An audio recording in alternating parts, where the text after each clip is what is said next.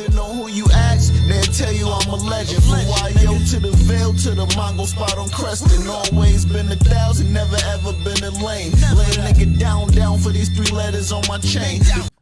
Top of the top, y'all. What's happening with it? It's your boy J Hood and all that, and you are now tuned into a brand new episode of the Tales from the Hood vlog series. Come on, man. Y'all niggas already know what it is. Go stream or download my new project Self, and while you at it, get the Pesci trilogy, part 1, 2, and 3. You heard? Check it. On today's episode, we're going to talk about the game. All right. Now, I spoke briefly about a few of my encounters with the game on Jordan Towers' news channel, right? But I'm gonna really get into it today on my platform. All right, so check it. When Game first started coming to New York, this is earlier on in his career and shit like that, I was invited to a studio session that he had at Sony Studios in Manhattan. I forget exactly who it was that invited me there, but it was an invitation from him himself. All right, so I went there. I had I think 2 or 3 of my homies with me, right? So we get in the studio, you know what I'm saying? We walk in, and as soon as you walk in, you don't immediately go into the studio section of Sony. They got a little waiting area where you got a TV where people be sitting, watching TV and eating and all that other type of shit. So it was a few people sitting there, and you had to go through this door to get to the bigger part of the studio that the actual recording goes down in. So, I went through that door. They was like, yo, Game in there, he wanna holler at you and shit. So I walked through that door. My homies, they were just sitting in the waiting area. So I got through the door. I see Game sitting down in a chair, in front of the sofa type shit. So he see me, no funny shit. It's eyes lit up type shit. Oh man, yo, what's good? What's good? I'm like, ain't shit. Oh shit, what's good with you, man? He gave me a dap and shit. You know what I'm saying? He like, yo, dog. Yo, I'm not even gonna lie to you, my nigga. Yo, fam, yeah, yo, nigga, you made a nigga wanna get on these fucking mixtapes. I ain't even gonna lie to you, bruh.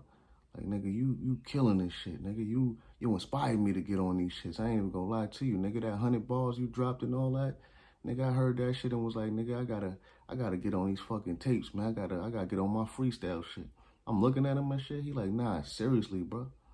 I'm like, okay, you know what I mean? Hearing that come from him, even though he wasn't crazy established at the time, I was like, oh shit, my shit really traveling like that. You know what I'm saying?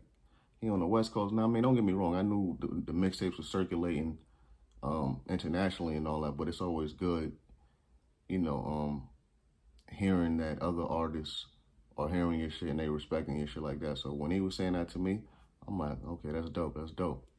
So in that same session, I was introduced to an A&R from Aftermath by the name of what was his name? Angelo or something like that, man. Don't quote me. I think his name was Angelo.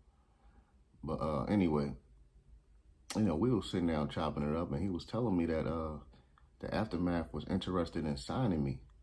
That they had reached out to the Locks at one point and tried to get a joint venture going as far as for my project. And he was asking me, was I aware of that? And I'm like, nah, hell no. What the hell are you talking about? Because I had no clue what he was talking about. He was like, yeah, man, we reached out to try to make something happen with the guys, about working with you. And, they wasn't with the idea. So nothing happened. I'm like, what? So that came as a shock to me. I'm like, what the fuck? I could have been signed with D-Block/Aftermath. You know how crazy that would have been? But that's a whole nother story. But I found that out that day.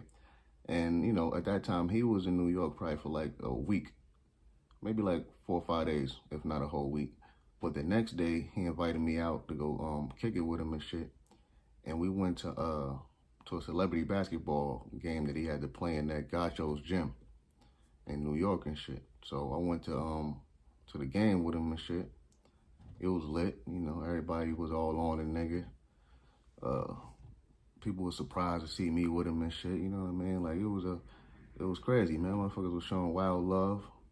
It was dope. And I think either later on that night or the next day, he hit me up again to to kick it and shit, and we ended up getting up with Baron Davis, the former NBA player and shit. He had like I think maybe like 8 or 9 of his some young boys that he was fucking with, you know what I mean? They was like college basketball players that he was grooming and shit. So he bought them, and we was all just like kicking it and hanging out, and he took all of us out to eat, I think at ESPN Zone in Manhattan and shit. And it was just like, we had a good time. Like, it was dope, you know? It was a crazy experience. Baron was a cool nigga, you know what I mean? Showed me a lot of love and shit, and I remember that shit like it was yesterday, you know what I'm saying? Like, we all was just like bugging out, you know what I mean? The young boys was fucking with me. They couldn't believe that a nigga, you know what I mean, was there with him and shit. You know what I mean? They made a nigga feel like real comfortable, real live, and, you know what I'm saying, real appreciated and shit. So that shit was dope. And I met another one of Game's homeboys just from fucking with him. My nigga New Jersey Devil and shit. Cool ass nigga, you know what I'm saying? I remember he pulled up on me one day in Yonkers. He from Atlantic City and shit, so he pulled up on me in Yonkers one day with like 2 of his homies. Them niggas was in like a minivan and shit. This was my crib that burned down and all that. He pulled up to my old block to come school me and shit. I forgot what the hell we was doing. But I ended up getting on the track with his artists and Game and shit. But anyway, like I say, he scooped me up. And I was laughing when he had scooped me up because when we got in the van, him and his homie had like 2 Glock 9s. Just like laying on their laps and shit. I'm like, y'all niggas riding around the hood and y'all get like this? Y'all niggas is hot, man. Y'all niggas better stash them shits, man. He was like, oh, it's hot like that? I'm like, hell yeah, it's hot, nigga. The fuck you mean, man? Y'all niggas is bugging out, man. You better stash them shits up, man. That shit was just hilarious to me and shit. And, you know, after that, me and him kept cool. And, you know, as time went on, me and Game kept an open line of communication. But after I left the guys and shit, you know, a lot of shit just went sideways, and, you know, niggas stopped hollering at a nigga and all that shit. You know how it go, but, you know, it's whatever. You know what I'm saying? But anyway, like always, I just wanted to share that story with you guys because that's what we doing on this platform. Y'all should know that by now. And before I get up out of here, I just want to put it out there. Any up-and-coming artists got any projects that they want to promote, get at me. I'm going to be doing promo packages on this channel as well as all my social media platforms. So like I said, if you got something that you want to promote, get at me for info. My email is going to be in the description box below. And let's get to it, man. Until next time.